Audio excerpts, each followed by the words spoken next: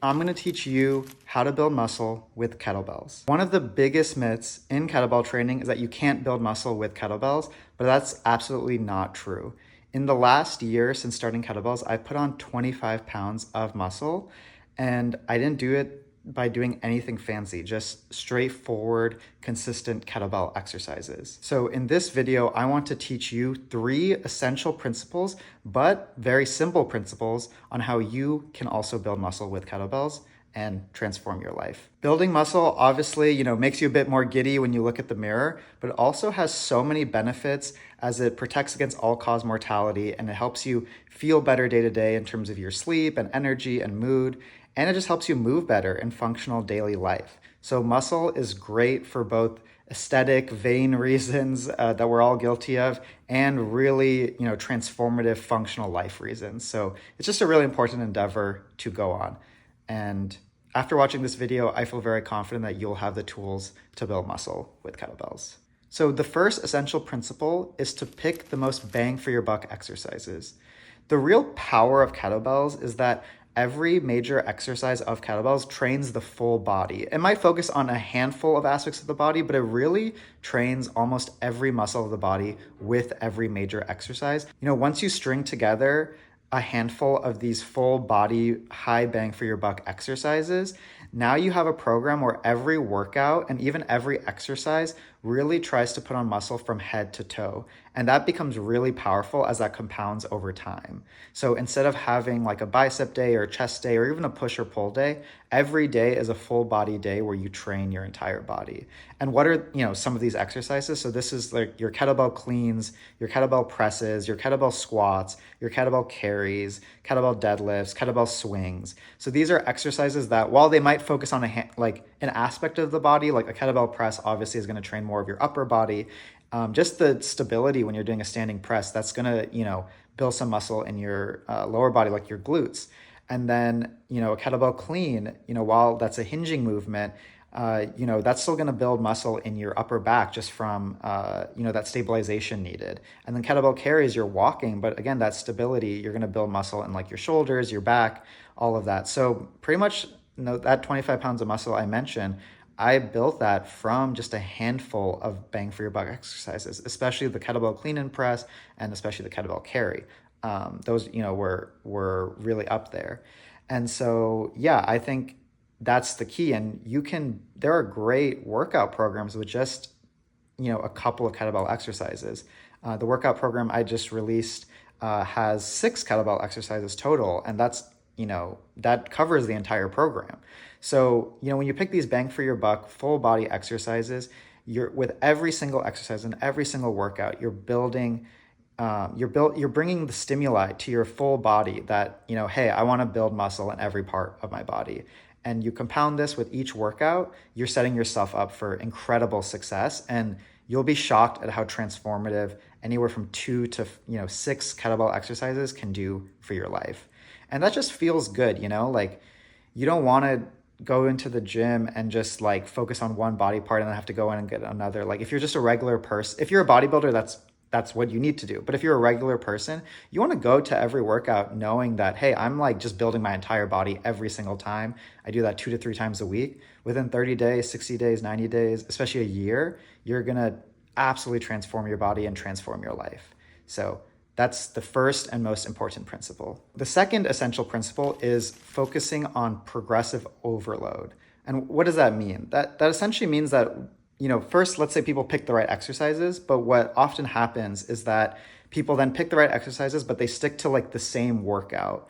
Okay, I now know I'm going to do kettlebell clean and press with, say, a 12 kg or 27 pound kettlebell for, 3 sets of 10 reps.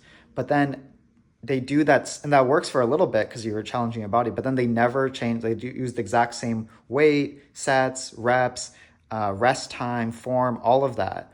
And they don't actually progress. And that's when your body plateaus. And that's all actually where people lose the motivation. And I think what's ironic here is that people sometimes feel like, if I really try to push myself, I'm going to lose motivation because, I'm going to have to push so hard. But a lot of times people, I think, lose motivation when they plateau because workouts get boring. It just feels intrinsically good to progress in any aspect of our life.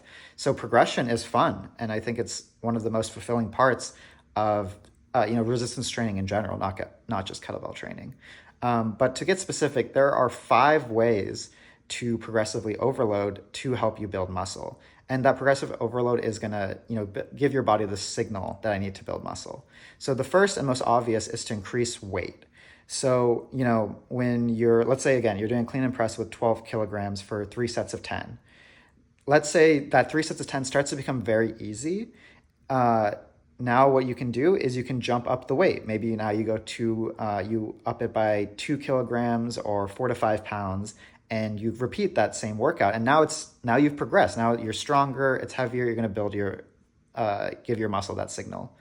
But a lot of times people think that's the only way to progressive overload. There's other ways too. So the next 2 ways are either by doing sets or reps. So the second way is, let's say, reps. So now you've done 3 sets of 10 with 12 kilogram. Now imagine instead of changing the weight, you're like, okay, now I'm going to work my way up to be able to handle 3 sets of 15 with 12 kilogram. And so now when you could do 3 sets of 10, now you get 15 on the first set, maybe you get 13 reps on the second set, and then 12 reps on the third set. Now you've done 10, if I did the math correctly, 10 more reps total than what you did before. And then you keep going till you get to 3 sets of 15. And then obviously at a certain point, you don't want to just keep going to 3 sets of 20, 30, 40, like a certain point. All of these are kind of linked, but there's 5 ways. So then the next way is more sets. So let's say you do 3 sets of 10. You're like, oh, I really like that feeling of doing 10 reps, but I still have energy after the 3 sets of 10. So you add in a whole another set. So now you're doing 4 sets of 10 reps with 12 kilogram. The fourth type of progressive overload is actually shorter rest time. So imagine if you did 3 sets of 10 reps, but you take 2 minutes of rest between each set. Now try taking 90 seconds of rest. And that's going to give your muscle a signal of like, you don't have as much time to recover, I'm going to push. This can be taken to too much of extreme. So I wouldn't suggest doing like full-on circuit training, as that can sometimes lean a little bit. If your goal here is to build muscle, then the circuit training can sometimes lean more into the cardio. I think the great thing about kettlebell is that even when I've done circuit training, I've actually built muscle with kettlebells too. But if your goal is to like optimize a little bit more for the muscle training, I would not go lower than like 30 seconds, maybe 45 seconds for your rest. But if your goal is just all around fitness and you want muscle for a minute, even the circuit training can be a great form of progressive overload.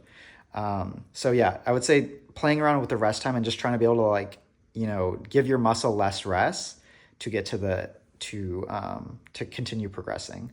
And then the fifth way of progressive overload is better form. I know that sounds kind of funny, but even if you keep everything the same and you improve your form, you're going to give your body a better signal, because when you don't have as good form, you're actually not giving your body as well of a signal as if you had, even better form that every part of your shoulder or your hips or your glutes or your legs gets more stimuli. So for example, a kettlebell squat, you could, let's say you're doing a goblet squat or a single rack squat, and you can go to a certain amount of squat depth.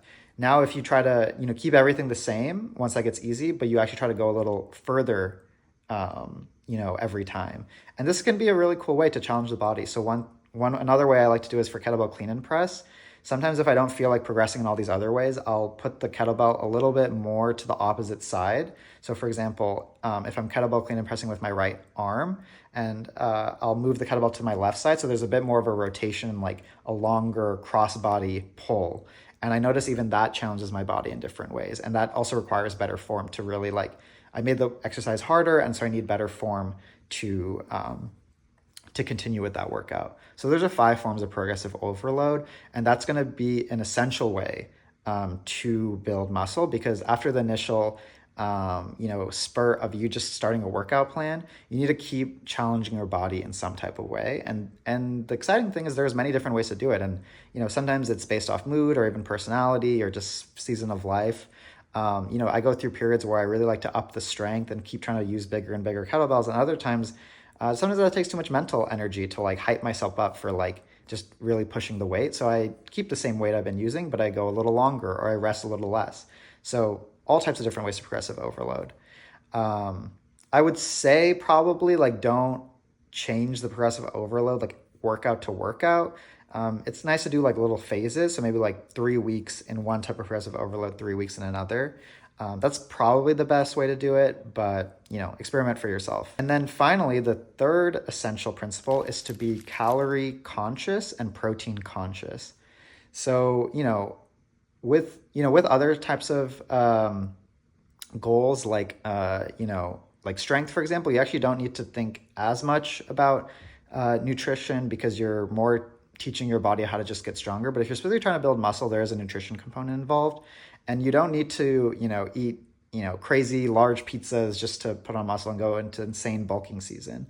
Because you also want to, I think a big part of kettlebell training is you want to still feel good while you're building muscle. I think that's been one of the benefits I've noticed, is that as I'm building muscle with kettlebells, I've been continuing to have good cardio. I've been continuing to have good strength, continuing to have good mobility. And the way I've done that is I actually don't do any crazy tracking of calories, crazy tracking of protein. I just try to be conscious of hey, if I'm trying to build muscle, how much do I usually eat? And when I usually eat that much, do I kind of stay the same weight? Let me try to add a little bit more, maybe one more protein shake or an extra snack in between meals. You don't need a lot of calories, maybe 100, maybe 200 or so calories extra than what you usually eat. And I just try to eyeball it. I can kind of look at a meal and say this is probably anywhere from 400 to 500. This is anywhere probably from 300 to 500, and just kind of eyeball it and just be conscious to eat a bit more than I usually eat. And I never try to force feed because that's just such an unpleasant experience. But let's say I end the day usually at 85% full when I'm just going through my regular workouts. If I'm trying to put on a bit muscle, okay, I want to end my days at 95 to maybe 100% full, but I never want to go over 100. I never want to be I'm full and I'm going to force myself to eat more. So that's from the calorie component. And then, yeah, being protein conscious, and I use the words conscious in both because I don't want you to be obsessed with either, because that's just not a good, I don't want to say not a good way to live life, because I don't want to judge anyone, but for the average regular person, you don't need to spend so much time obsessing over everything you put in your mouth, because I'm sure you just want to spend that mental energy with other aspects of your life. So again, just being protein conscious, and what that looks like is with every meal or snack, just try to see okay, can I get a little bit of protein here? And that can be animal, dairy, vegan, plant protein. So, just try to be protein conscious. And I think a lot of studies show that past 0.6 grams per pound of body weight, there's actually not that much more benefit for the everyday person. And I think that translates to about 1.3 grams per kilogram of body weight. So you don't need to go crazy, just being a bit more protein conscious. And that's important for building muscle, for repair and recovery. You'll also feel better getting some protein in because you'll recover from these new workouts you're doing and progressing in the workouts, because progression in workouts does take mental and physical energy. So yeah, just being calorie conscious, protein conscious, and that gives your body just that nutritional stimuli of I've been working hard in the, with my kettlebell training. Now I have a little bit extra calories. I have a little bit extra protein. Now I can build muscle. And that's all. Just being conscious. Do not get obsessed with it. I think that's just not the most pleasant experience for most people, from what I've experienced personally and just what I've observed. And that's pretty much your guide for building muscle with kettlebells. It's completely possible. I've done it. I've seen others do it. And I feel I'm a pretty regular example. I've seen people build a lot of muscle with kettlebells. I've seen some people even look like bodybuilders just from kettlebells. And so, I feel if I can do it and get to a decent example, and there are people who are doing way better than me, then you definitely can do it too. So I hope you found this guide helpful. Let me know your thoughts. Let me know if this helped you. If you want to start my 8-week kettlebell program, which I would say tackles all parts of functional fitness, but one of those benefits is more muscle, you can check that in the link below. Just released that last week, and already getting people purchasing it and enjoying it, and it's really awesome to see. And then if you don't want that, that's totally okay. You can watch another video, one of these 4 videos here. I guarantee you'll find some value of it. So thank you so much, and I'll see you for the next one.